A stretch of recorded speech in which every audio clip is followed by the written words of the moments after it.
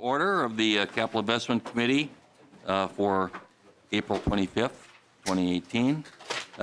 We have to approve the minutes of our last meeting, which was April 18th. And Representative Poston, have you checked out those minutes? I have reviewed the minutes. I'd like to move them, sir. Minutes have been moved for April 18th. Those in favor say aye. Aye. Prevails. And we do have a quorum. It may not look like it, or maybe it does, but we have a lot of people going back and forth today because we also have a Ways and Means Committee going on that several of us are members of both committees. Most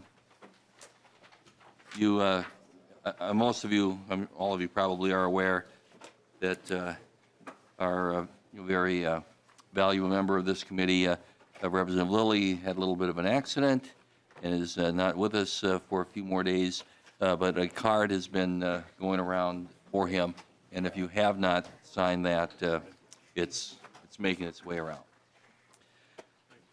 So with that, we have a series of bills that we are going to hear today for informational purposes. We're starting off with, maybe one of the more important ones. I also need to mention that we do have treats being distributed, or have been. If you haven't got one, they're around here. They are all school themed. So feel free to get one of those. And I don't have one yet. We'll find that later. All right. So Representative Uglin will take over for a little bit here. Oops. Oh, I'm sorry.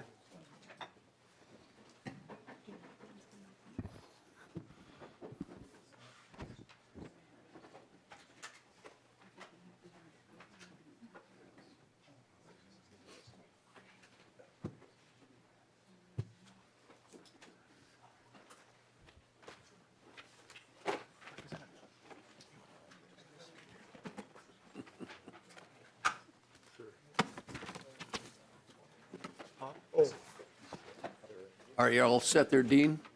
Yep. Thanks. Okay, Chair Urdahl, would you care to introduce your bill, House File 4414? Thank you.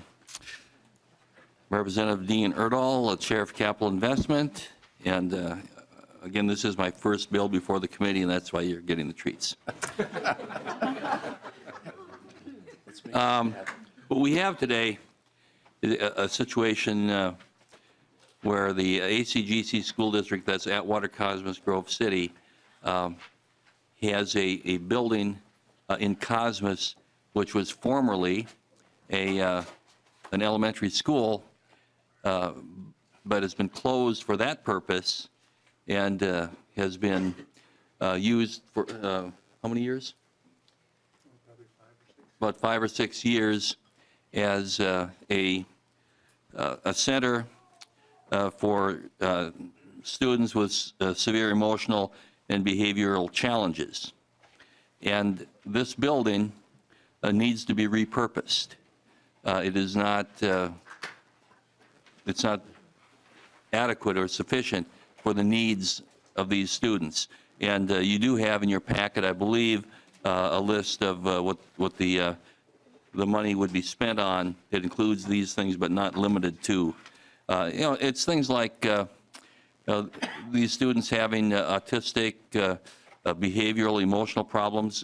Some of them may get a little violent from time to time. A lot of the doors are glass, have glass in them, and things get thrown through the glass. The walls have electrical wiring and conduits, and sometimes the conduits get ripped off the walls. Things need to be repurposed there to accommodate the particular needs of these students. I have with me the superintendent of the ACGC School District. I'll let him introduce himself and give you a little bit more information about this. Thank you, Chair Urdahl. Superintendent, please introduce yourself for the committee and proceed with your testimony. Thank you, Representative. My name is Nels Onstead. I'm the superintendent of Atwater Cosmos Grove City. To my right is I partner in this collaboration with the Executive Director for Southwest West Central Service Cooperative, who provides the level 4 service to our students regionally in the southwestern part of the state.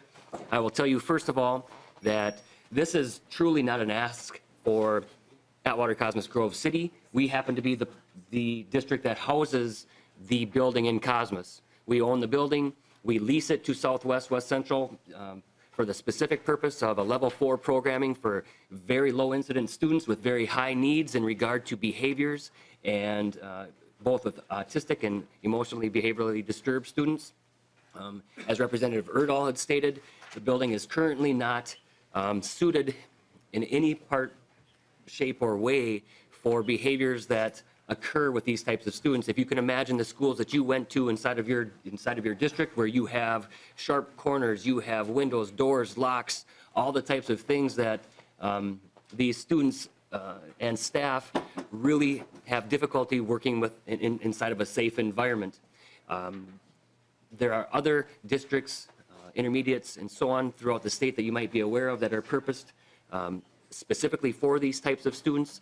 There's many things that need to be and will take place with this money that will provide equitable access for our students throughout the region. I just want to point out that currently that building in and of itself serves 26 rural school districts who would not be able to support these on their own. There are currently 58 students enrolled there. We would like to be able to, with this purposing, be able to expand capacity for it to possibly to 70 or 80 students. And along with that, the district in and of itself, or the level 4 facility itself, has served up to 52 different districts throughout the region. And this is another reason for the ask, is that Southwest West Central Service Cooperative does not have the means in order to generate the revenue needed to do that because of how the law works in terms of how they're able to get or receive revenue from the state or from anywhere for that matter. And I can let Mr. Carmody talk about that in just a moment. And just lastly, I just truly believe that the students in rural Minnesota around the Atwater Cosmos Grove City School Districts deserve equitable access to safe and secure and effective programming that every other student does as well. So, Mr. Carmody, to my right. Thank you, Superintendent. Mr. Carmody, please identify yourself and proceed. Thank you, Mr. Chair. My name is Cliff Carmody. I'm the Executive Director at Southwest West Central Service Cooperative. Our primary office is in Marshall. We provide special programming in the way of serving students with autism, severe emotional behavioral disabilities, mental health, in 5 different locations in Southwest and West Central Minnesota, 18 counties. As Superintendent Onstead indicated, we do not receive any state funds directly to provide these services, and so we work in collaboration with our member school districts to do that. This particular program in Cosmos is one of our bigger programs, as Nels has indicated, and we're here as a partner in the project and hoping that we can continue to find ways to provide a facility that meets the needs of the students with these disabilities. Thank you. Thank you. Chairman Urdahl. Any Just further comments? Wonder if there are any questions from anyone? Yep. Members, any questions of the chair? Representative Runback. Thank you, Mr. Chair, and I guess to the testifiers. The total cost of the project is what? And also, then it talks about sufficient fund resources have been committed. So are those other school districts that are contributing, or what is the match on this project? Mr. Chair? Director? Representative, the total cost that we've identified to repurpose the building is about $10.4 million. The ask is for $5 million. We will be using some reserves that the service cooperative has in order to expand the project, and then all other costs will be borne by either through the tuition billing process, which does not cover all of the bricks and mortar costs, or will be borne by the school districts that send students to the program. For example, Representative Runbeck, I believe that they need roof repair or a new roof. That's being done by ACGC School District this summer. All right, great, thank you. Any further questions from members? Anyone in the audience Care to testify? Closing comments, Mr. Chair. Well, thank you very much, members. Appreciate the ability to present before my committee. And Thanks for the cupcakes. too. yeah, I just want to say something unrelated to this one, but I do have something called the Litchfield Opera House, and just don't be surprised if there's a little amount that might show up sometime on that. If anyone has any questions about that, feel free to ask me about it. Thank you, Mr. Chair. I would just like to say to Representative Urdahl, I think this was by far the best presentation that we've ever heard, and I'd be happy to talk to you about other projects that are going on within your bill after this, so thank you. And you're looking good today, too. Thank you very much. Very good, Representative Miller. And funny. And by the way, this does serve school districts that Representative Miller has. Miller. Mr. Chair, much more serious, I don't know a great deal about this school, but I know a little bit. I have a son with autism, and I know other people with special needs, and I've heard incredible things about this school and what they're doing. And so this is certainly a worthwhile venture of what you're doing in Cosmos. I really do believe that, so thanks for bringing it here today. All right. Thank you. Thank you, gentlemen. Thank you for having us.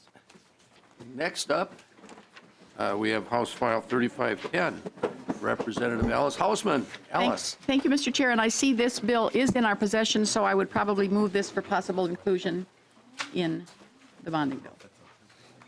Is that the proper thing? No, it's just We're information. I He think we're doesn't just wanna doing informational.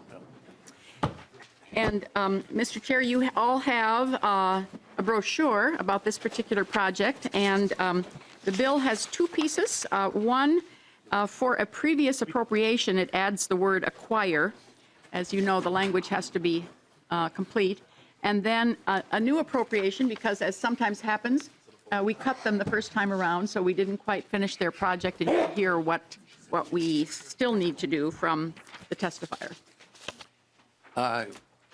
Okay, would the testifier please, or testifiers, whoever's going first, identify yourself for the record and go right ahead. Yes, Mr. Chair, members of the committee, my name is Dr. Kristen Macholm, and I'm the Executive Director of the Minnesota Museum of American Art in St. Paul. Proceed with your testimony. Thank you very much, Mr. Chair. As Representative Hausman mentioned, we are returning this year after an incredible and wonderful bonding bill grant that was received by the Minnesota Museum of American Art last year in the amount of $6 million. This is the final part of that, a request that we had last year, which was originally for $8.5 million. And so we are coming back to complete the project for this extraordinary cultural asset that we have here in St. Paul. The Minnesota Museum of American Art is St. Paul's only art museum. It goes back to the 19th century. But we are building a permanent and an important new home in the Pioneer Endicott building in downtown St. Paul. I think some of you maybe took the tour a couple years ago when we went in to see this extraordinary Cass Gilbert building that is being repurposed for a 21st century art museum. So it is in construction right now. Because of the wonderful grant that we received last year, appropriation from you from last year, we've been able to start the construction on this building, which is going to include a new center for creativity. You can see there some of the materials in front of you. We will have public spaces. We will have new galleries. Phase 2 will have 13,000 more square feet of galleries to be able to focus on our enormous cultural asset, over 4,500 works of American art that exist in the permanent collection of this museum. Not only is this going to really transform St. Paul and the cultural life of our metro, but this museum also takes programming outstate. And we take it to places all over the state of Minnesota. We've done exhibitions that have gone to Red Wing, Hastings. You perhaps may have seen last year our exhibition, which was called Seeds of Change, a portrait of the Hmong American Farmers Association. We showed it in the new gallery in the Capitol building last year. That exhibition has been traveling around the state, and it will be opening in Red Wing in a couple months. We also do listening sessions outside into the state of Minnesota to talk about what people are interested in seeing and how we can bring the great programming of this museum into all different parts of the state of Minnesota. That's why we're called the Minnesota Museum of American Art. We take our Minnesota, our location here very seriously, and how we can reach out to new cultural communities with this organization. So with that said, I want to thank you again for your great support from last year, and I hope that you can see that by completing this project and having the museum be a fully funded, complete organization that really rises to its capabilities as a building in St. Paul, that we are able to do the kind of programming necessary to take us out into all reaches of the state and reaching children, adults, and new communities alike. Thank you, Doctor. And we have another testifier. Please identify yourself for the record and proceed. Sure. Mr. Chairman, members of the committee, my name is John Herman. I worked on this project originally when I was a partner in real estate development at Faegre Baker Daniels, and I've continued to work with the museum as a real estate development advisor with respect to the project since that time. So my purpose is, I guess, fairly simple. I'm here to answer any questions you have about the phasing of the project and the capital costs, but also to describe just briefly the structure that we have. Because this project offered the opportunity to bring so much historic tax credits and new market tax credits from the federal government into the project, the legislature last session, we worked with Representative Hausman and this committee to split the project into two phases. The matching phase, as Dr. Macomb indicated, is already under construction. It's approximately a $10.5 million capital cost project and is all non-state money that is the match for the project that'll be phase two. And so it is about a third of the way towards completion at this point in time. The phase two project has received pre-design approval. It also has received almost all the approvals from the National Park Service and the State Historic Preservation Office. But along the way, because the building is a complex building with apartments and other commercial space, the MMB staff urged us to do the project as a condominium. We've been working with the legislature this time on a condo bill, which actually I think the House just passed yesterday, to allow us to do a condominium in this kind of a unique structure. But we do now have acquisition, whereas previously we had not anticipated such a high amount of acquisition costs. We were going to do a long-term rental. The amount of funding going from 6 to 8.5 will let us complete all the ancillary spaces. It will also allow us to, with the additional $2.25 million that we've raised privately, build to complete the entire project. We asked the change to allow the old money to be used for acquisition, frankly, primarily because it makes the draw process so much simpler if all the money can be used fungibly for all the purposes. And we can assure you that we have the funds to complete the project if we receive the additional $2.5 million. Thank you, Mr. Herman. Members, questions on this project? Seeing none, anyone from the audience provide testimony? Representative Hausman. Thank you, Mr. Chair. And I would just call attention to the other handout that's in your file, that this project is one of 10 projects that I'm trying to think which was the magazine. Star Tribune. That Star Tribune. Star Tribune named this as one of 10 projects that will change the Twin Cities. And on another subject, just to alert you, I've had the good fortune to work with 2 of those 10 projects. The other one is the Bell Museum, and as I looked around, I thought maybe none of you have been around as long as we started working on that project. That's the state's Natural History Museum and Planetarium. It opens in July, And in June, they're going to invite all of you and your families for a tour of that renovated Natural History Museum, so watch for that invitation. Okay. Thank you, Representative Hausman. This is purely informational, so thanks for your testimony. And we'll proceed with the next bill, and the Thank you. chairman is back. Thank you, Representative Uglum. And the next item on our agenda, House File 2755, Representative Nornes.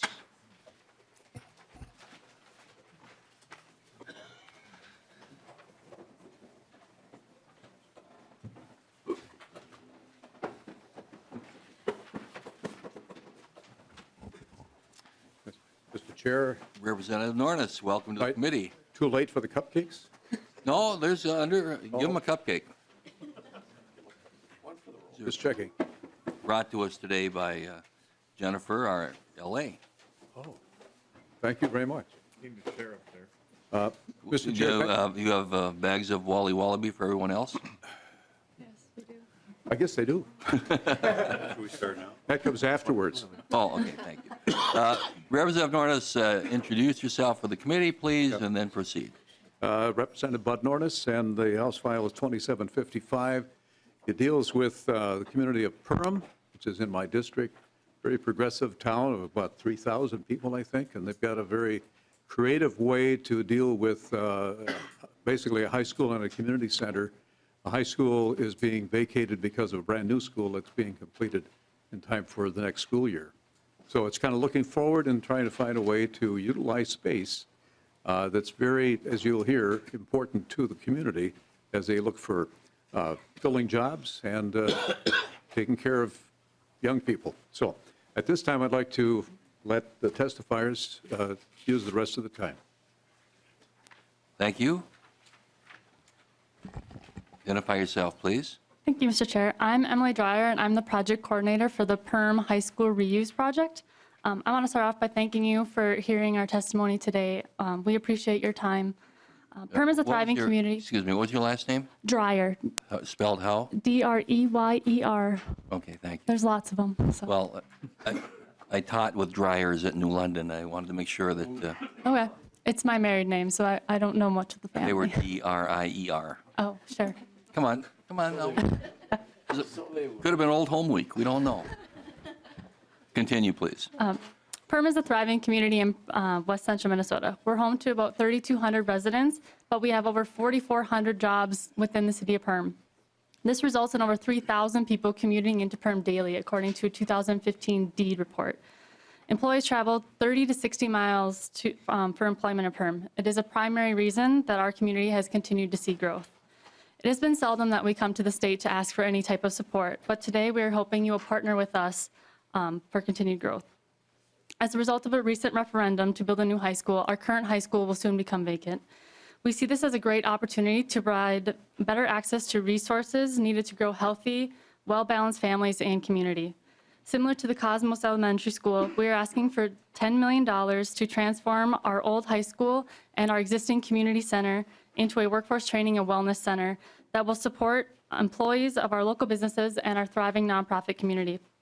The local match will be made by a local option sales tax increase that will be on the ballot this fall, as well as over $2 million in donations that have already been committed. We have 4 primary goals for this project: to expand training options for those looking to work in Perham, provide child, infant, and sick care for employees in Perham and local businesses, relocate local nonprofits into one location to expand programming space, and prevent our old high school from being underused and blight in our community. This project is a long-term comprehensive solution to combat many issues facing rural Minnesota today.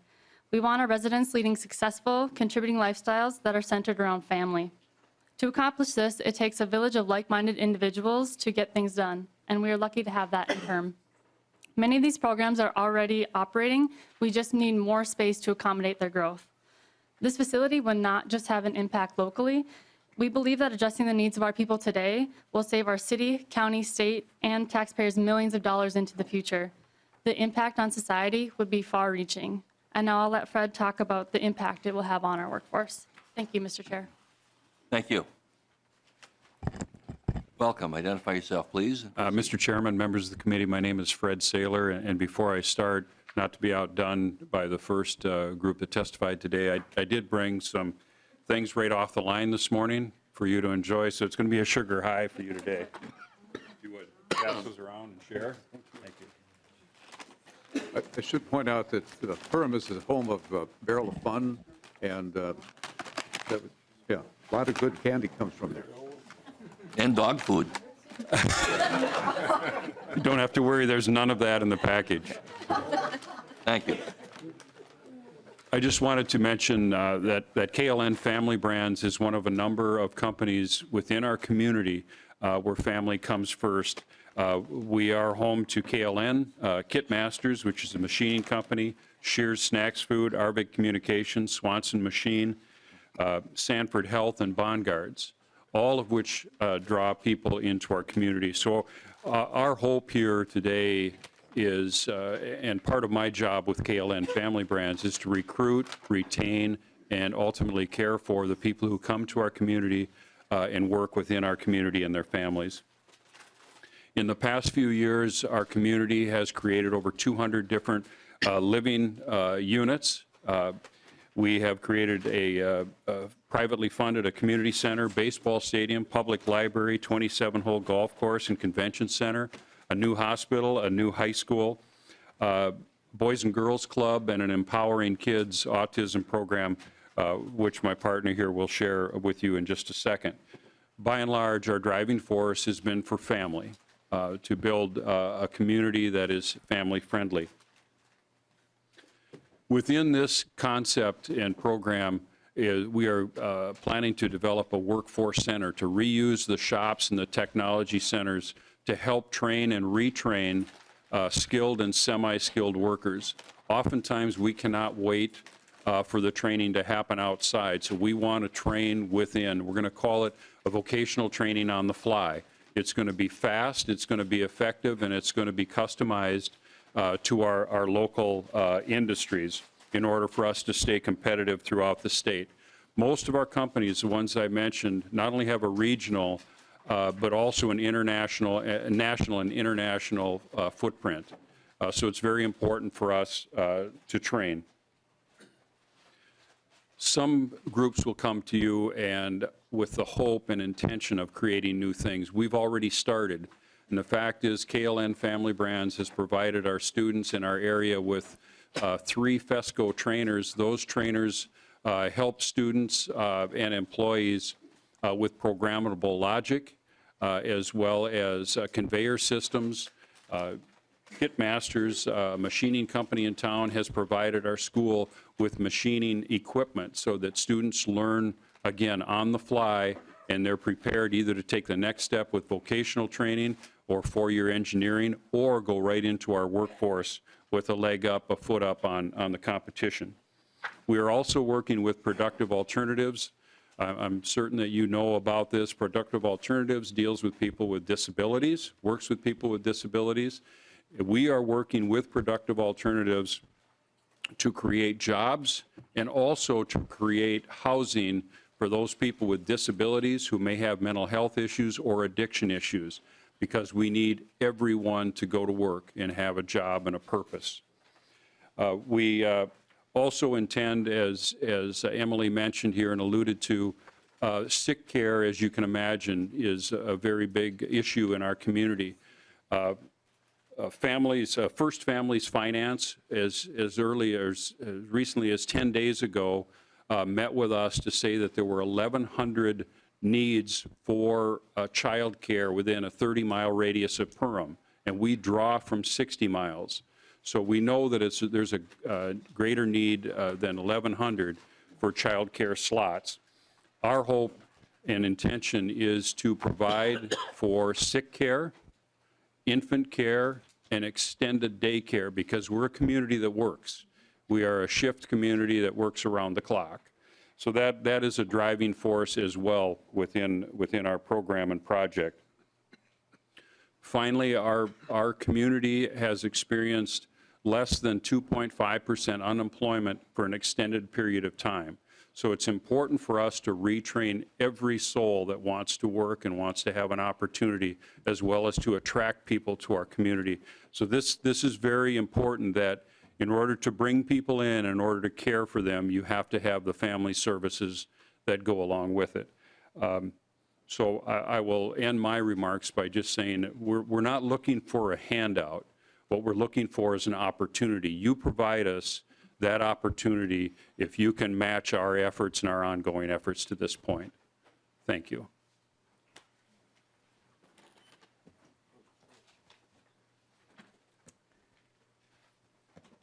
Welcome to the committee. Identify yourself, please. Thank you, Mr. Chair. My name is Christy Stahl, and I work at Empowering Kids Perm. We are a nonprofit organization that helps support children with autism and their families, and we were founded by Kim and Kenny Nelson. When you have a moment, I encourage you to read Kim's letter to families. In it, she shares the experiences that her and her family went through when trying to find autism services for their grandson, Levi.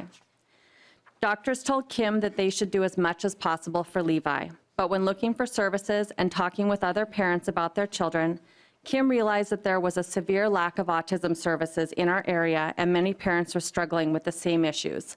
So she decided to take action. Currently, there are 494 children within a 60-mile radius of Perham who have an educational determination of autism. This doesn't include all of those children that go undiagnosed. Our program, Empowering Kids Perm, is unique because we are the only organization between Fargo and Minneapolis that offers high quality and affordable services for children and families.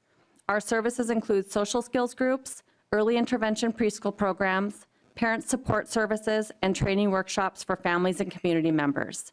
Here is just a small example of the impact that our services can have on an individual and their families. One of our parents came to Empowering Kids because her son struggled with people coming over to their house. He would yell and even swear at anyone entering his home. After working with an Empowering Kids teacher, a social story was put together to show this boy how he should react when someone comes over. And after working on this social story, the boy now pleasantly greets guests and then goes to play in the next room. It's such a small thing, but it had a huge impact for these parents and this family. Autism services can be very expensive, but the expense to our local economy when children don't get the help that they need is even more alarming. The U.S. cost of autism over the lifespan can be upwards of $2.4 million per person.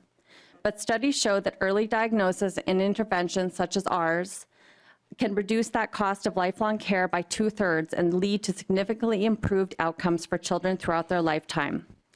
So just think, if services were available to the 495 children in our area, not only could we change the course of children's lives, but we could also potentially save our local economy an estimated $784 million over their lifespan. This is an enormous need for our children and our community. The Boys and Girls Club of the Perham area is another nonprofit that will be using our new facility. We've quadrupled our members since 2011. We started with 34 kids and we now have 110 average daily attendance. While they've experienced great growth, there simply isn't enough room in the club, so children are split up into 2 locations. And at certain times of the year, children are placed on a wait list because there isn't enough room in the current space. With expanded space, we could bring all students under one roof and serve an additional 100 youth. The Boys and Girls Club isn't just an after-school and summer childcare program. They work with students on qualities such as respect, leadership, acceptance of others, and more at the club and through partnerships with local organizations.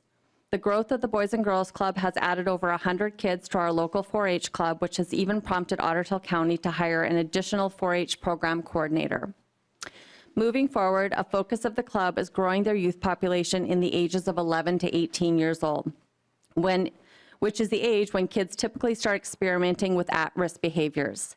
Keeping these kids on the right path will save millions of dollars in human service programs over the course of their lifetimes. Expanding into the repurposed facility, which will allow programs like Empowering Kids Perm and Boys and Girls Club to continue to grow and serve our community.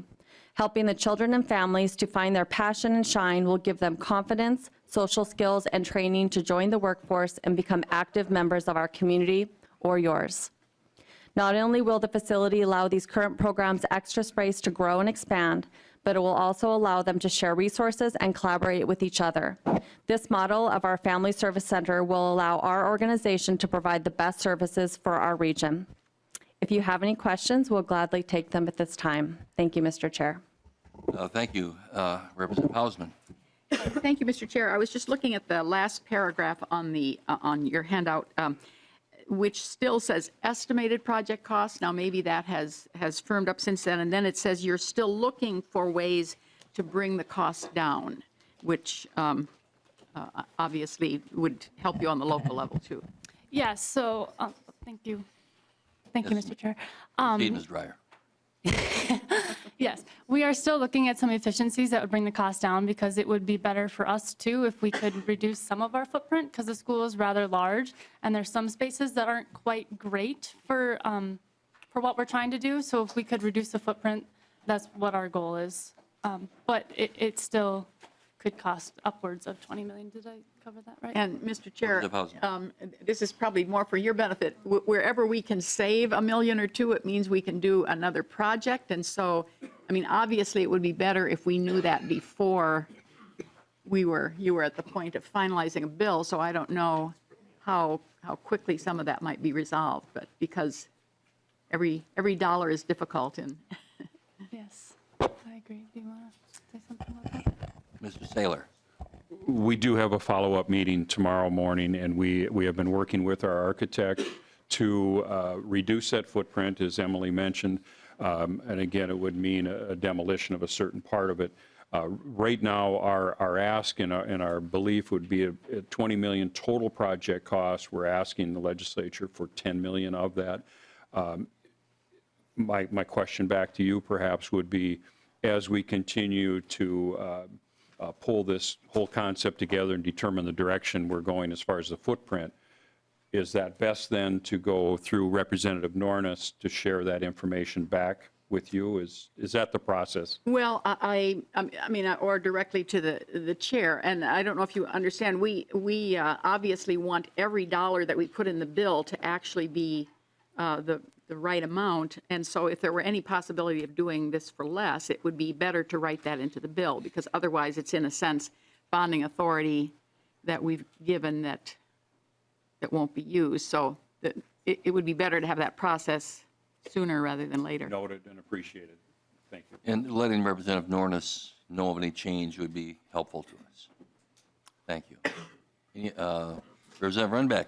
Thank you, Mr. Chair. So I'm reading through your materials and just a few questions. Do you have, the county often has a lot of these, do they have interest in this? Are they going to be tenants? Are most of these entities tenants? And so there's a lot of rental income that you're expecting? Ms. Dreyer. Thank you, Mr. Chair. We are expecting all of the tenants to pay rent to help cover the operational expenses. The county has not expressed any interest in being part of the facility. We'd like them to relocate their county services building to our location, but it's not really up to us. They are in Mills right now, which is just 10 miles down the road.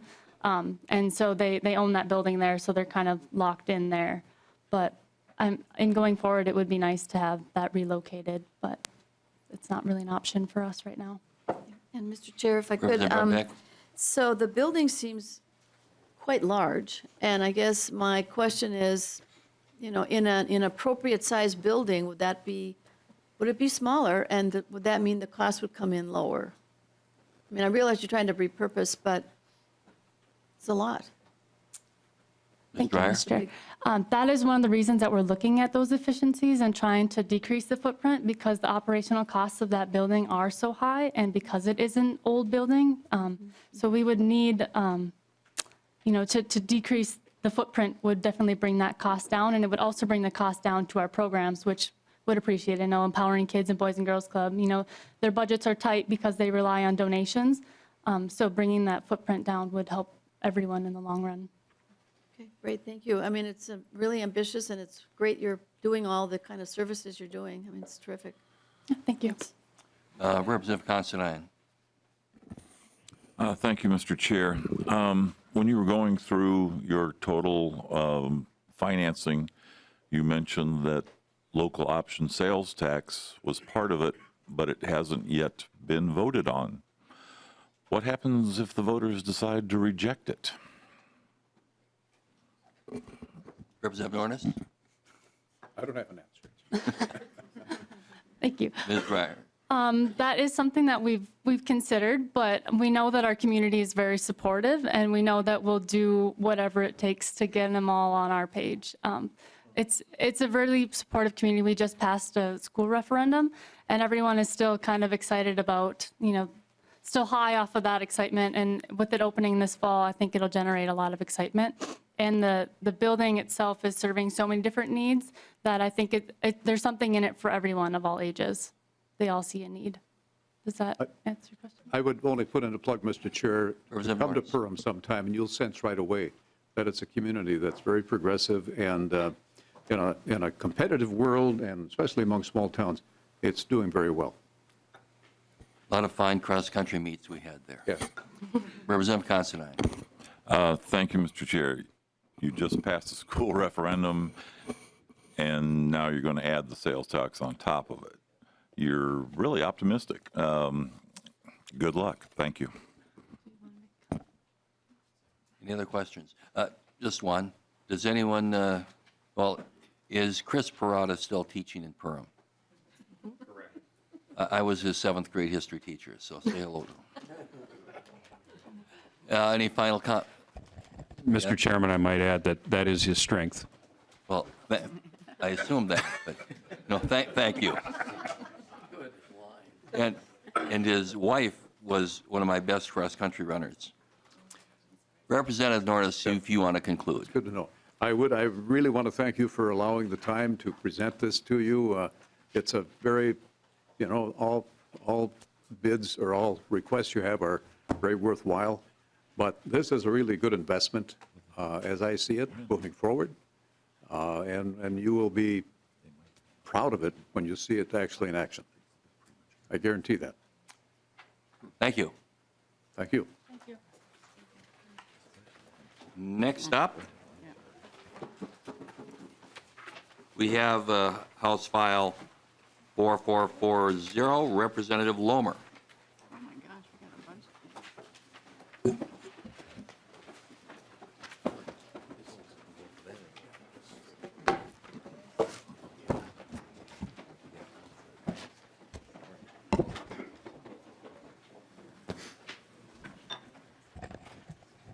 Welcome, Representative Lohmer. Thank you, Mr. Chair. You may proceed. Thank you, Mr. Chair and members, for hearing House File 4440 today. So I believe this bill is extremely critical for the public safety in my district, and I really do appreciate your consideration of our request.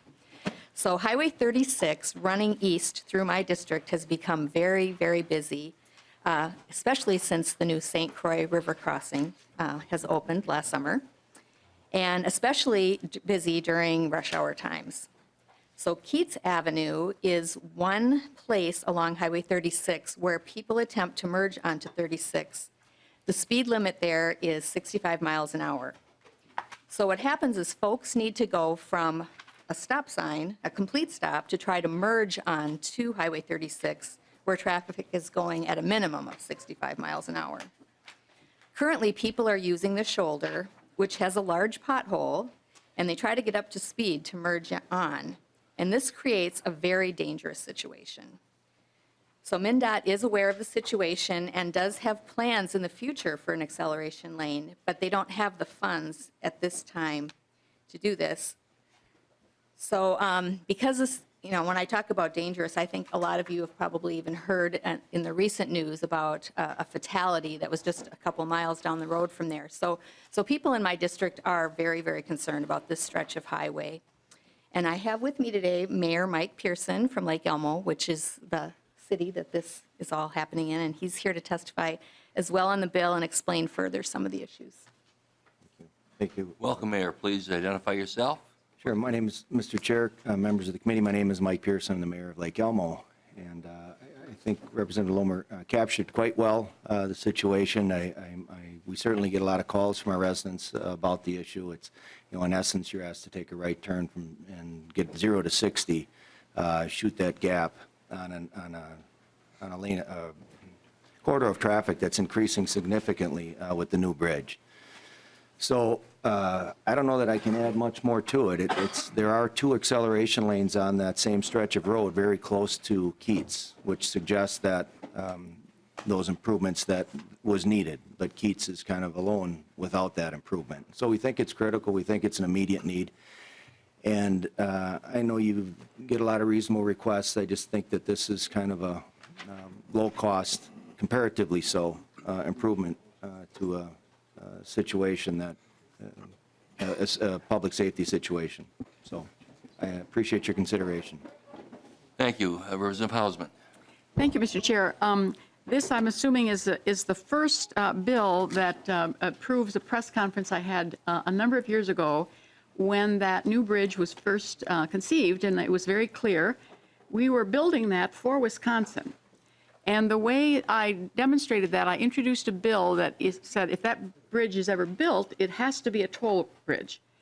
And Just I was coming into Minnesota, right? Yes, and I was editorialized against in Minneapolis, Wisconsin, and Minnesota ignored the bill because it didn't have an effect. We built that bridge for Wisconsin, and I said what will happen is it will increase all of the traffic on Highway 36, and then Minnesota will bear the cost of reshaping Highway 36 to deal with all that additional traffic caused by that bridge. So here's our first bill, the expanded amount of traffic on Highway 36 as a result of the bridge. Just unintended consequences, which we could have known. See, I thought we should have had toll bridges on all, or toll roads coming into Minnesota from Wisconsin everywhere, so that they could have helped pay for the Viking Stadium. We just could have put the money into that. That didn't go very far when I floated that idea. Further comments or questions? Representative Dean. Thank you, Mr. Chair. And given Representative Hausman's statement, I mean, can we expect more of this along Highway 36? And if that's an issue, would this be, instead of just a small acceleration ramp along this section, shouldn't this be something that transportation should be looking at and as part of a submittal for Department of Transportation funding for, in many ways, redoing and rethinking what Highway 36 is going to be along that road in the next 5 to 10 years? Because with the new bridge, I'm assuming that we'll also see more development in that area, and many things are going to happen that are going to be pretty significant. And if every year, we're coming back with this, $750,000, next bonding bill will have $1.5 million, the next bill maybe $3.5 million to accommodate those types of things that hopefully the communities are doing a master planning and working with the Department of Transportation to make sure that the system that we're going to need is going to be able to respond to the bridge that we just built. Representative Dean, I think there's someone from the Department of Transportation here, and perhaps he can avail us about Highway 36. That actually would be great, Mr. Chair, if they're prepared to speak to that.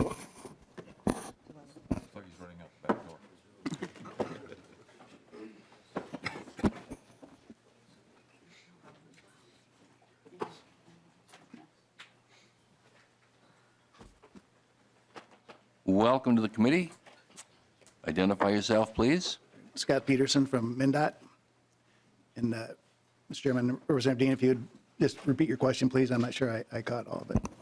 Well, thank you, Mr. Chair and Mr. Peterson. As I'm thinking about this acceleration ramp on 36, I'm thinking about what's going to have to happen along 36 as a result of the new bridge, and with, I believe, the expansion of traffic, the expansion of opportunity. There'll also be expansion of possible development and things like that. And I'm wondering if this is on MnDOT's radar to redo a significant portion of 36 to accommodate the growth and the other things that are going to happen in that area. Mr. Peterson. Mr. Chairman, Representative Dean, I do know that we have currently in our plans, they're not in the immediate future, but plans to do grade separations at some of the intersections, the high-volume intersections that are currently signalized. So that would be eventually in the future at least a 4-lane completely controlled access freeway instead of expressway that is now with that grade intersections. Beyond that, I don't think that we have any plans to add more capacity to it at this point. Representative Dean. Well, Mr. Chair and Mr. Peterson, as I think about this, I would rather that MnDOT begin to move along those considerations moving forward than us every couple of years trying to find $3 to $4 to $5 million when we know that an overpass might be in the neighborhood of $25 million to actually complete. And so I would say that given the result of the bridge and what's happening there, that it might be something that folks at MnDOT might start to look at a little bit more closely and maybe, I don't want to say speed it up, but if necessary, sort of speed it up in the process. Thank you, Mr. Chair. Thank you. Any other comments? Thank you, Mr. Dean. Mr. Chair, members of the committee, I would just say that the city itself has done studies with surrounding communities and on 36. And I think last week there was an open house. I think it was last week on Manning and 36. So your point is well taken, and I believe that that's ongoing right now. There's no plans for a grade separated intersection at the intersection in question, Keats, right now. Again, just a hard right on 36. Thank you. Thank you. Representative Russell. Thank you, Mr. Chair. I guess this would have been for our MnDOT person up here. What was his name? He's coming back. Peterson. Mr. Peterson?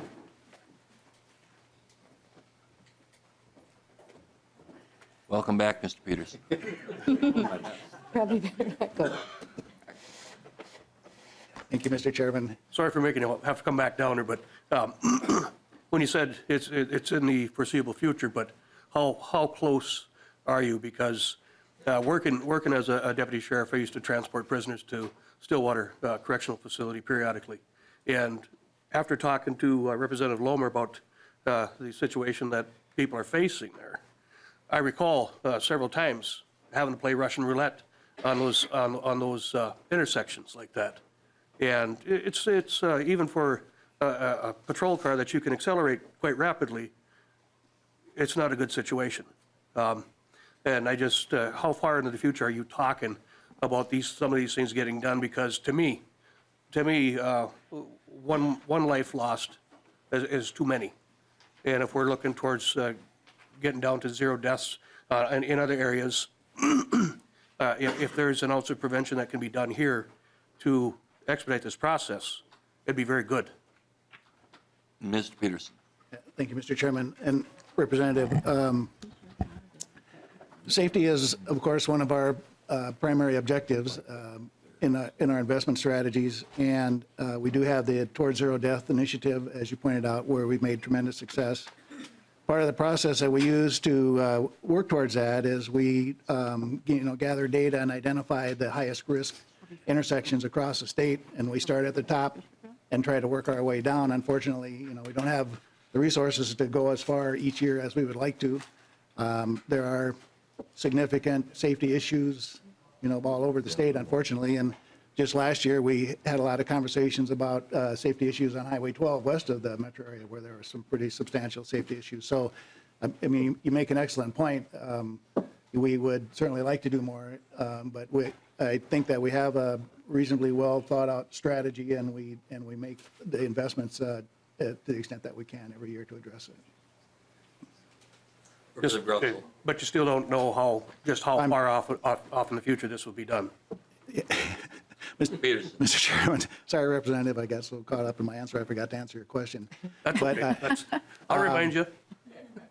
I don't know. I don't know when it is. I just know, it wasn't too long ago that we had a meeting of all the kind of East Metro legislators, and we kind of reviewed the projects that are in the queue. That's how I know there's one planned for Century, for Hadley, for Manning, And I think Lake Elmo, where there currently are signals, that we plan to do. And I think Hadley is the first one, and that's coming up 2019, I think. And then Century Avenue will follow shortly after that, but I don't know the dates of the others. Okay. Let's stay in touch with Representative Lohmer. That would be a good thing, just so she can make sure that she can let people know. Thank you. Thank you. Representative Jurgens, do you need Mr. Peterson? I don't think so. When I asked to speak, it was to acknowledge that what Representative Hausman said, and this isn't the first project because of the Manning intersection as well. And I'm not sure if there are any plans at Lake Elmo Boulevard, but this, I can see this coming up year after year. So no, I don't really have anything more to say. It's already been touched on. Okay. Representative Sock. Thank you, Mr. Chair. I'm going to share a perspective that I'm getting now of serving on transportation and serving in this particular opportunity. We are more and more constructing scenarios by our valuing and our placement of investments, so that I am hearing, and this is my first time through the chute, I am hearing far more earmarked projects than I expected to ever hear. And I'm finding or hearing more often that the Transportation Department's planning is unable to keep up with. They can identify all these things, and they oftentimes are sitting here, and Mr. Peterson, he's probably one of the most familiar voices in my head right now, that he oftentimes is sitting there saying, yes, we have that, we know about that, we think about, but there is no money to do these things. And yet we seem to be confident that we're going to continue to do that over and over and over, and we will somehow criticize earmarking. We can't have it both ways. Earmarking is the same thing as making the projects. It's just that it's my project, not your project. And then we still spend the money, and it's money that should have been through a plan, been maybe done differently and in a different order. And with enough money, these things that are critical that are popping up, they can even take care of those in a short calendar rather than only waiting for a long calendar. So I do think we have to be aware of and cognizant of that some of this is just plain coming home to roost. I can't help but share that. Thank you. Thank you, Representative Sock. I guess that's it. Representative Lohmer, any final comments? Yes, Mr. Chair, thank you again so much for hearing this bill this afternoon. I just want to address the comment that year after year we're going to be coming up with these things. I don't want to speak for MnDOT, but I know that they do have plans for some of these major intersections. This is a unique spot where there are, like the mayor mentioned, there are other acceleration lanes getting onto 36 leading up to this one. For some reason, this one was overlooked. And at this point in time, it's just critical for people. There's a large church there. There's neighborhoods coming in. There's a lot of traffic that needs to go east from a dead stop to 65 miles an hour, and it's just not safe. And so I don't think that this is something that we're going to be coming back over and over. MnDOT does have a plan, but because they don't have the finances right now, I mean, this is, I think, a relatively small ask for this committee, $780,000. It would do so much for public safety in my district. So I really appreciate your consideration, and I thank you so much for your time today. Thank you. Thank you very much. Next, we have House File 2970, Representative Fischer.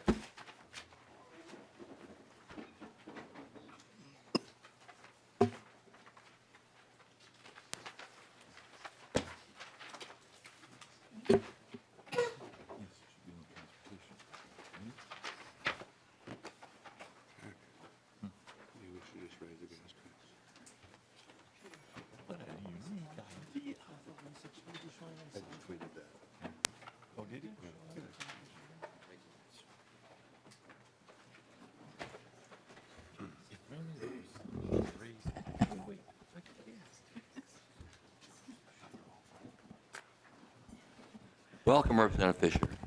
Thank you, Mr. Chair. Committee, I appreciate the opportunity to present a couple bills on what we call the Lakes Links project in our area. First of all, you had originally on the committee here House File 2970. That is a correction to take care of some errors that happened on an allocation that happened for this project last year.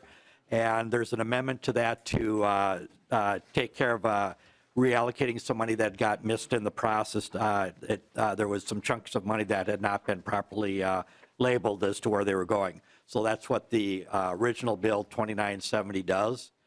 And then also I have House File 4416, which is the build out of the trail. The 2970 is for addressing the last of the engineering costs.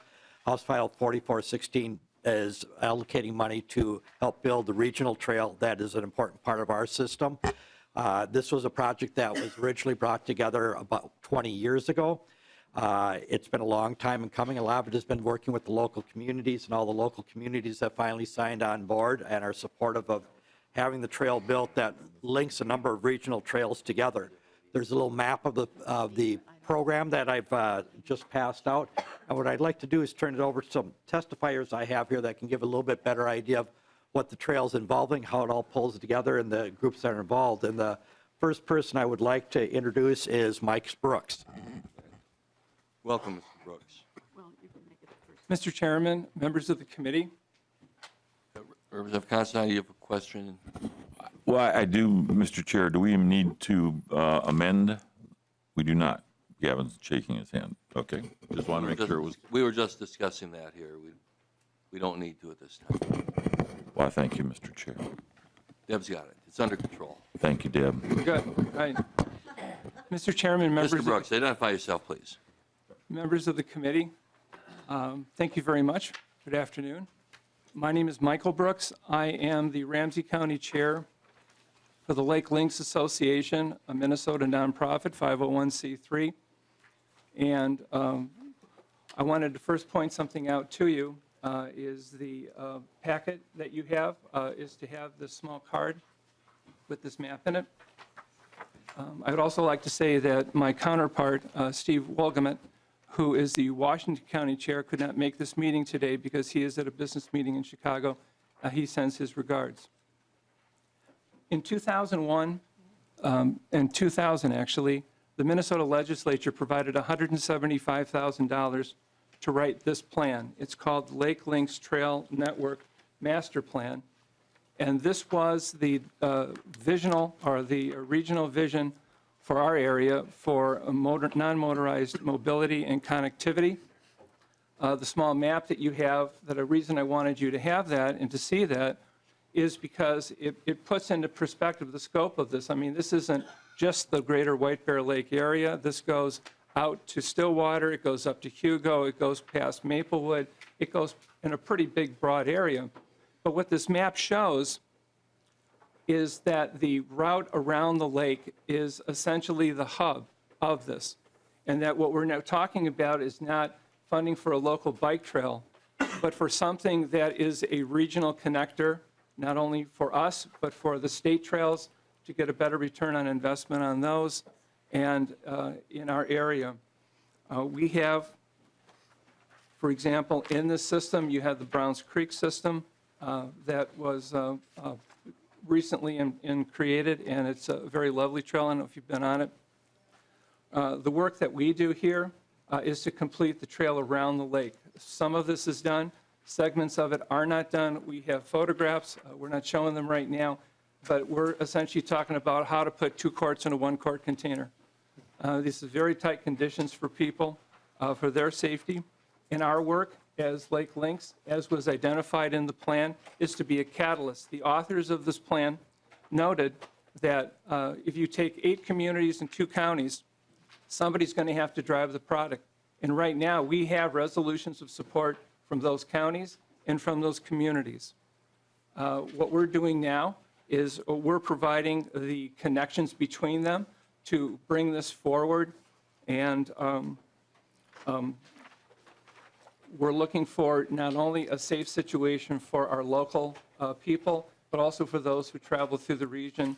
I'll end with this. If you build for cars, you get cars. If you build for people, you get people. We're trying to create a transportation system that everybody can access. Thank you. Thank you. Next, Mr. Chair, if I could, I'd like to introduce Lily Engebretson. Mr. Chairman, members of the committee, my name is Lily Engebretson, and I live on South Shore Boulevard, one of the Lake Link streets. Welcome. All right, I'm a senior at Montevideo High School, attending Gustavus Adolphus College in the fall. I'm also president of the MHS Bike Club. I believe the Lake Links Trail would greatly benefit students. It would benefit my bike club because we would be able to ride around the lake safely without fear of cars driving too close or worrying about not having enough shoulder to bike on. We would love to bike around White Bear Lake, but have been held back due to safety concerns. Additionally, it would benefit students who would like to walk and bike to school. According to Julia Farraher, a senior at MHS, quote, "My parents wouldn't permit me to bike using the main road because it was too dangerous," unquote. If we created a safer path for walkers and bikers to use, more students would be able to arrive to school with alternative transportation. The trail would also build community. Trails are all about linking people and places together, and this trail would link the 8 communities around White Bear Lake to form lasting relationships. I believe the Lake Links Trail would benefit students' safety, their mode of transportation, and build community relationships. I hope you will support Representative Fischer's request. Thank you. Thank you. And then, Mr. Chair, I would like to introduce Kevin Donovan as my next speaker. Chair and members, my name is Kevin Donovan. I'm currently on the Montevideo School Board, and I'm the past chair of the White Bear Area Chamber of Commerce. And so what I wanted to discuss with you today is the economic impact that this would have in our community. I think many people have the perception that White Bear is a bedroom community where people live in White Bear area and they go into St. Paul or Minneapolis or wherever. Actually, there's a net inflow of people working in our area in White Bear Lake, which seems surprising. But we got this information from the Wilder Foundation, and it really is compelling for what we're trying to do. I don't have any treats for you today, but I do have an offer of a bike ride around White Bear Lake on the 17th of June at 3 o'clock in the afternoon. So if anybody wants to come out and actually do it, we're going to have it, and there will be some ice cream and some beverages. So, I wanted to cover just how much support this has gotten. I think you've heard a bit of that, but it's amazing. I've lived in the community for 21 years. I've never seen such a groundswell of community support coming together, citizens, business people coming together saying, we need to do this and we can do this. I think this is a wonderful example of a public-private partnership. We have a number of people in Delwood who, two for sure, and we've got some others that we're working on that have actually donated land so that we can make this a reality. And I think that speaks volumes of people saying, we're going to make this happen for the betterment of our community. I think the other piece that I want to point out is the equity piece. If you have Lakeshore and you're on White Bear Lake, that's wonderful. If you don't, you have to drive to certain little spots to enjoy the lake. This would allow every citizen in our community, the 60,000 people that live around our area, every citizen could walk and bike around White Bear Lake. It's a vision that we've had for 20 years. And so I think it speaks to letting everyone enjoy this great natural resource. We talked about the regional aspect of this. I think in closing, again, it is this coming together, and Margaret Mead has the famous quote about citizens and people coming together, never doubt. And this really brings that to life. There's all these people that come, meeting after meeting every month. We have 25, 30, 40 people coming to our meetings, and there is a passion and a thirst to do this. And so our ask is to consider this bill, and I'll leave it at that. Thank you. How big is White Bear Lake now? How many population? Mr. Chair, members of the committee, bless you. Members of the whole committee or just Representative Dean? I'm actually blessing everybody today. Thank you. White Bear Lake is a community of about 25,000 people. Okay, thank you. I'm sorry, Representative Dean.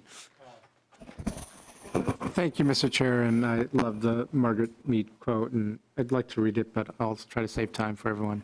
It talks about never underestimate what a small group of thoughtful people can do to change the world. As a matter of fact, that's the only thing that ever has. This is going to be odd for a lot of people in this room, but I used to have an individual that I used to do long training runs for marathons, and he lived in Mahtomedi, and we would run sometimes around the lake.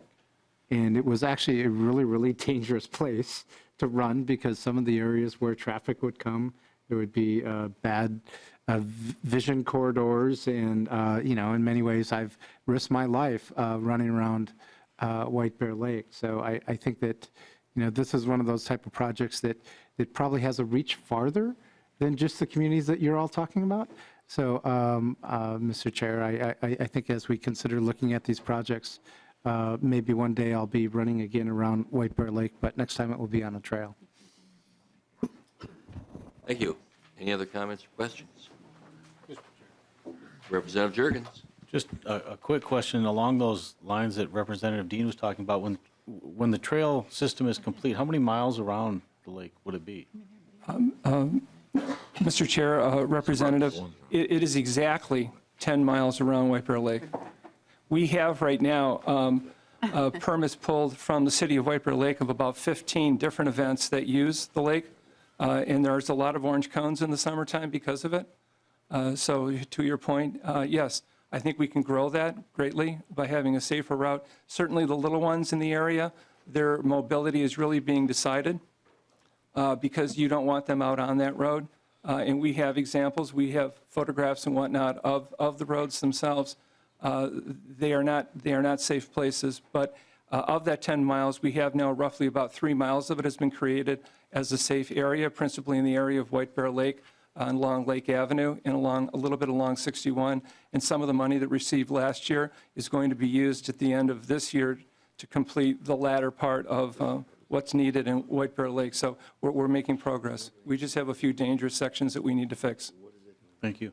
And Mr. Chair, Ms. Ingebretson, I won't make you come back down. I don't have a question, but I just want to thank you for, if she's still here, thank you for coming here today. I always enjoy when young people come to testify in our committees. Yeah, she sends her regrets. She had a 5 p.m. class, so she had to duck out. She still might be. How much more of it's a 10-mile trail you're trying to do? Yes. Okay, you were given money to do how much more needs to be done?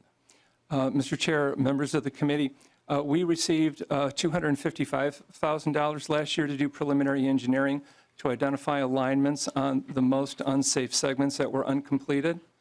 Could Representative Dean have just told you that? Excuse me? Could Representative Dean have just told you that? Excuse me, Mr. Chair. So I could have gotten $225,000? Continue, please. So that money last year is what identified the segments to be built out this year. What we've tried to do in our analysis is the number is actually quite higher than what the bill represents. We've looked for ways to save money, to use quiet streets, to do whatever we can. We have, as Kevin noted, we've had some significant land donations from people who have abandoned rail bed. We believe we'll get more of those. That lowers the cost and that increases the participation of the community. Truly, this will be a unique trail. Do not think of this as a racetrack around the lake that is paved. It has the character of each community and the personality of each one of the areas that you will be going through. Thank you. Any other comments or questions? Representative Hausman? Thank you, Mr. Chair. Just to your question now, my understanding is there is another bill that gives that total amount, which is $8 million, I think, right? That would do the entire thing? Representative Fischer. Mr. Chair, Representative Hausman, thank you for the question. We do have a bill that's asking for 8.8. However, there is also another amount, the local communities, between what they're putting in plus the land donations right now, they're looking at putting in another about $10.7 million into the project. Okay, thank you. Any other comments, questions? Well, Representative Fischer, any closing remarks? First of all, Chair Urdahl, committee, thank you for the opportunity. This is a program that has got great support in the local community. You'll see a lot of local people here in the yellow, bright yellow shirts if they want to wave. This has really been a grassroots effort that has led us to this point, and we thank you for the opportunity to present and hope that you'll consider granting some money. Thank you. Thank you very much. Our last item before us, House File 2878. I believe this is a Sundin bill. Representative Sundin.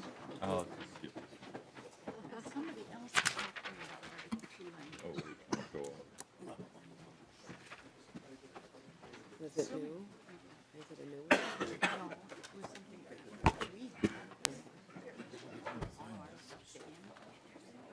When did he get me to sign that? Doesn't cost anything. Doesn't have me on it. No, but that catalyst and a lot of it came from. Representative Dean, welcome to, Dean?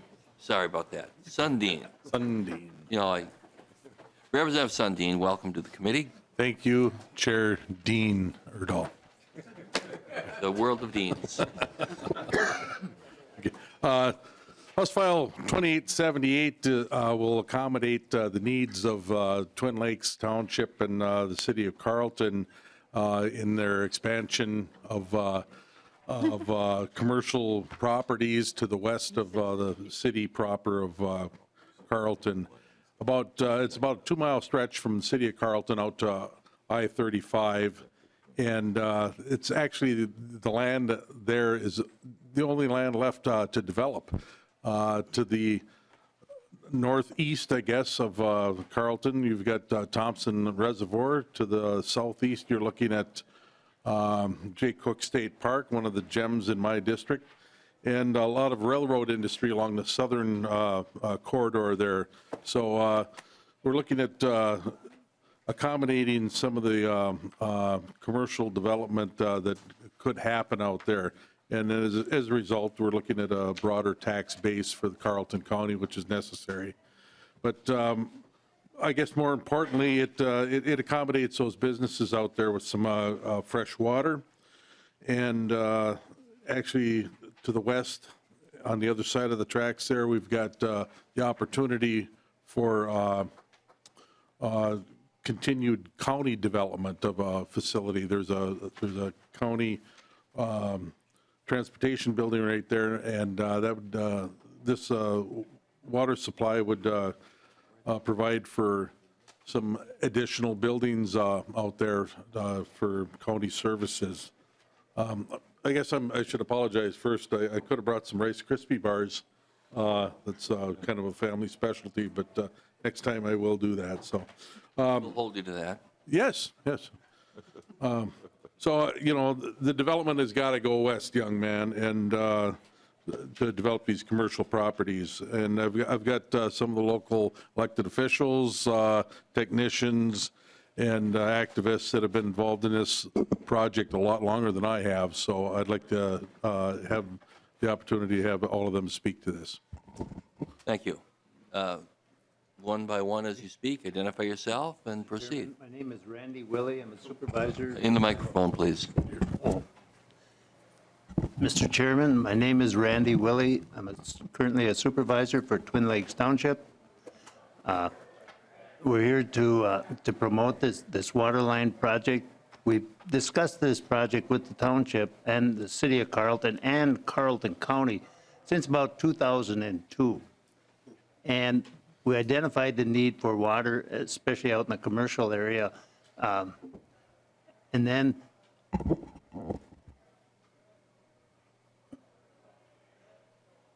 in 2008, the city of Carlton did a water tower expansion, and they built a water tower large enough to service that area. That was in 2008. In 2012, still looking at the need out there, Twin Lakes Township put up about $250,000 to put in a design for the water line project to service that area out there about along Highway 210 and then south on Highway 61. And that anybody that's familiar with that area, Highway 210 and I-35 is where the Black Bear Casino is located. So in 2012, Twin Lakes Township committed $250,000 for that design. And once we got some cost to look at. We looked for a number of years trying to figure out how are we going to come up with the ability to build such a line. In 2015, Twin Lakes Township and the City of Carlton joined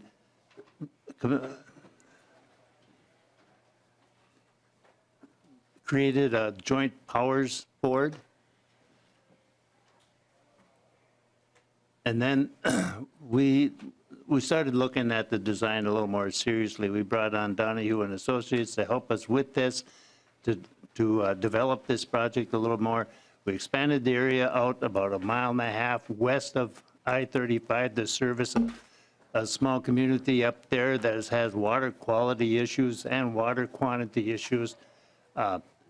So this project has been looked at for 17 years. And there is no way that a small township and a small city can possibly do this type of a project without some support. I guess that's what we're here today to explain to you. Well, thank you, Mr. Willie, and Representative Sundin, or anyone, I guess, there. Do you know where you rank on the PFA list? I'm sorry, I can't speak to that, Mr. Chair. Derek can. The gentleman on the end. Mr. Chair, Representative, thank you. We're ranked number 12 on the list for PFA. But due to the PFA funding, we don't qualify for enough funding through the PFA in order to make this project affordable for all the residents. Like Mr. Willie is trying to say is that we want this project. This project needs to happen for these residents out in this area. We need to provide quality water to these people. They don't have it. The water right now is awful. They can't drink it. Some of the residents don't even shower with it. We have a long-term solution bringing that water line out of the City of Carlton, which the City of Carlton is already prepared to do with the new water tower that was put in 10 years ago. So these residents are ready for it, but they cannot afford it on their own. And that's what we need. That's what we're here needing the help with. We need the help with your support here in order to make this affordable. And part of this project is a water treatment plant for the City of Carlton, which we have all forms of government. Please identify yourself. Oh, I'm sorry. I'm Derek Wolf. I'm the Public Works Superintendent for the City of Carlton, along with the Fire Chief in the area. So yes, multiple hats. But like I was saying, we are supported by all forms of government. We are supported and committed by the county. We're going to be serving several state facilities. We already serve Jay Cook State Park. We're going to be serving one of the MnDOT transportation buildings. The Fond du Lac Reservation is on board with this project. They're very supportive of this project. Like Randy was saying, the Township has been very supportive along with it, along with the city, and then the county transportation building is also going to be served. So, again, we honor the opportunity to sit here in front of you guys, and we greatly appreciate everything, and we really need some support for you guys. So, thank you. So you're looking for 11.8 million, and do you know from PFA, you say it wasn't enough. Between grants and loans, do you know how much PFA would provide? Due to the basically lack of household connections, currently the lack of household connections, we only, there's the $20,000 per year, per connection, which will only give us about $2 million. But again, the economic development is there. I mean, we have the Highway 210, the I-35, and the Highway 33 interchange all basically right at that intersection. We need the water in order to develop this area and then to bring the tax revenue in. The sewer line's already there. The township put the sewer in about 20 years ago, so all they need is the water in order to develop this corridor, which will substantially help all the residents and the taxpayers and everybody in general by developing this area. Okay. Would the young lady wish to comment as well? Thank you, Mr. Chair and representatives. My name is Kitty Bureau, and I'm the mayor in Carlton. And we have been working on this, getting together at least once a month, sometimes 3 times a month. We really, I can't see this going through unless we get some assistance from you. It'll go back on a shelf somewhere, and it will sit there for another 10 years maybe. So really appreciate the fact that you had us here today. We found out at 10 o'clock this morning. And so I thank you very much. Thank you, Madam Mayor, and appreciate your coming today. What is the population of Carlton? 998 people, I believe. Okay, thank you. Representative Hausman. Thank you, Mr. Chair. To the Public Works Director, you said the water is awful. What's the nature of the problem? Yes, thank you, Mr. Chair. Mr. Wolf. Iron, really discolored water is extremely hard out in the township. Red color, looks like chocolate milk. Poor taste, poor quality, poor quantity. We had the new Quick Trip going over there. They managed to had to put in 2 shallow wells in order just to get by, and they have a huge treatment system out there, and they cannot support a bathroom facility, showers, or anything in that with the lack of water they have. The new water treatment plant will be an iron manganese removal plant. It would be gravity filters. We've got some quarter part of manganese that will be taken care of. So, thank you. Thank you. Any other comments or questions? Well, thank you very much. Representative Sundin, any final comments? Just to recap from east to west on that, Jay Cook is out on the east end, and this community facility serves the water needs at Jay Cook State Park. And then you've got the commercial part of town where the courthouse is, and quite a little bit of commercial activity.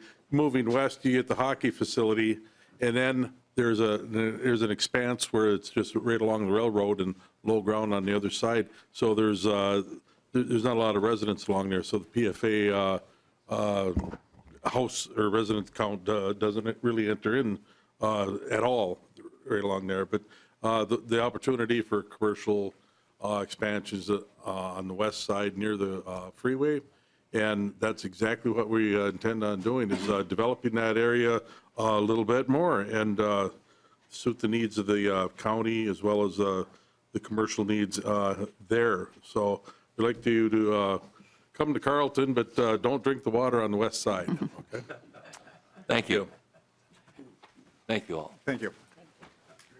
Well, members, time of our next meeting is yet to be determined. We'll let you know. And anyone have any comments or questions? Well then, in the words of Sergeant Preston, well, King, this case is closed. What was